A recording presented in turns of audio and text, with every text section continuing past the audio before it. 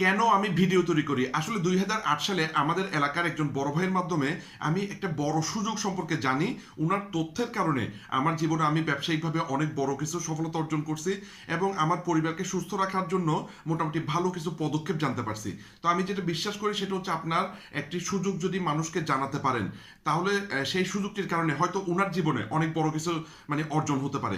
সেই কারণে আসলে ভিডিওগুলো করি। তো বাংলাদেশের সবচেয়ে বড় ২টি সমস্যার একটি ভালো সমাধান আমার কাছে বর্তমানে জানা আছে।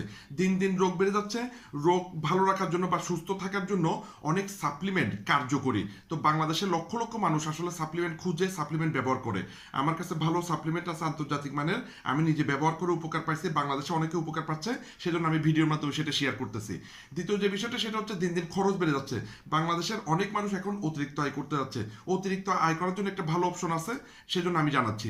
আর সম্পূর্ণ ফ্রিতে চায়না যাওয়ার এবং চায়নার সাথে ব্যবসা করার একটা সুযোগ আছে, সেজন্য আমি নিউজটা আপনাদেরকে জানাচ্ছি।